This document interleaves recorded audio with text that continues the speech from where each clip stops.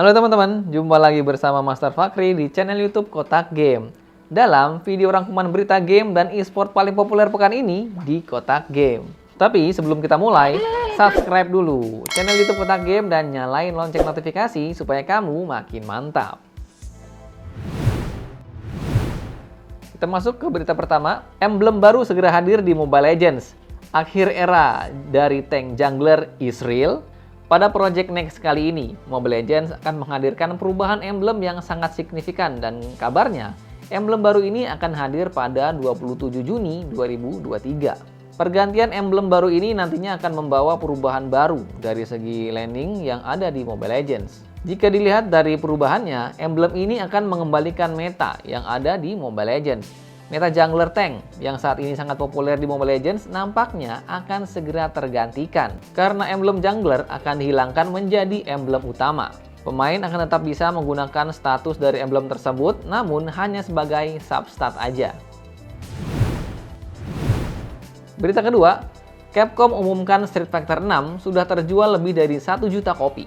Capcom mengumumkan melalui website resmi mereka bahwa Street Fighter 6, game terbaru dari franchise Street Fighter, sudah terjual lebih dari 1 juta kopi.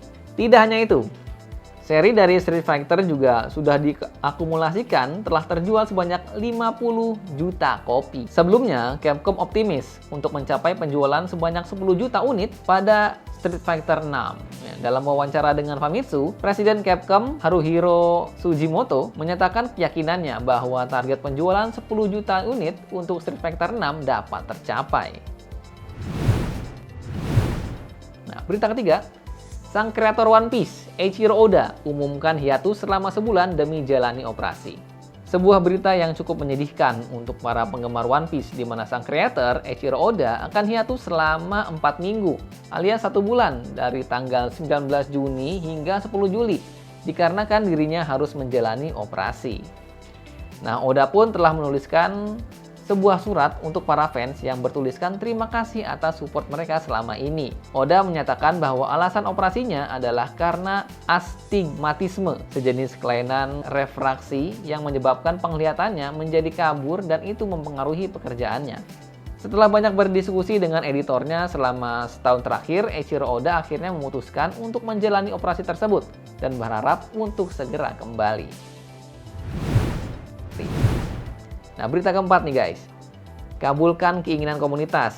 Counter-Strike 2 akan tambahkan fitur refund pembelian senjata pada saat bermain. Salah satu keluhan utama dari komunitas pemain Counter-Strike sebelumnya seperti CSGO adalah ketidakmampuan untuk mengembalikan atau menukar senjata yang telah mereka beli. Nah, pemain seringkali menyesal setelah melakukan pembelian dan ingin mengganti senjata yang mereka gunakan dengan lebih sesuai dengan gaya permainan mereka. Namun, tanpa adanya fitur refund, mereka terjebak dengan senjata yang sudah dibeli dan ini bisa mengganggu pengalaman bermain mereka. Nah, dengan penambahan fitur refund pada CS2, para pemain sekarang akan memiliki fleksibilitas yang lebih besar dalam memilih senjata yang mereka inginkan. Fitur ini akan memungkinkan pemain untuk mengembalikan senjata yang telah dibeli dalam periode waktu tertentu setelah pembelian. Masuk ke berita kelima, Windah Basudara sudah kembali live streaming di channel utamanya. 2 bulan lalu, Bang Windah mengumumkan bahwa dirinya rehat sejenak dari skena YouTube.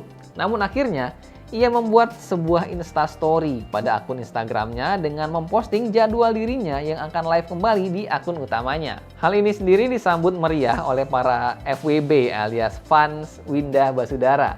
Para fans pastinya sudah sangat merindukan idolanya tersebut karena sudah 2 bulan dirinya tidak live secara rutin. Jadwal beberapa game yang akan dimainkan Bang Windah Basudara antara lain Guardian Tales, Baby Yellow, dan Mobile Legends. Selain itu, dirinya juga akan bermain sebuah game yang belum disebutkan judulnya untuk membuat Indonesia menjadi nomor 1. Berita ke-6, sebuah survei sebut orang tua dan siswa lebih suka belajar dari ChatGPT. Belajar secara online telah menjadi bagian integral dari dunia pendidikan modern. Dengan kemajuan teknologi, alat-alat pembelajaran berbasis kecerdasan buatan atau AI semakin populer. Salah satu alat AI yang mendapat perhatian adalah ChatGPT yang merupakan model bahasa generatif yang dikembangkan oleh OpenAI.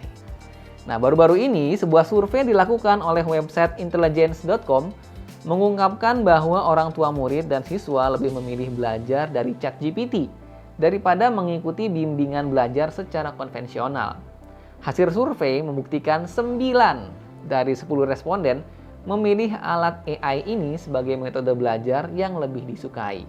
Salah satu alasan utama mengapa ChatGPT menjadi favorit adalah kenyamanan dan fleksibilitas yang ditawarkannya. Dengan menggunakan ChatGPT, siswa dapat belajar kapan aja dan di mana aja sesuai dengan keinginan mereka. Nah, masuk ke berita terakhir alias yang ketujuh, ubah iPhone belasan juta jadi pajangan meja.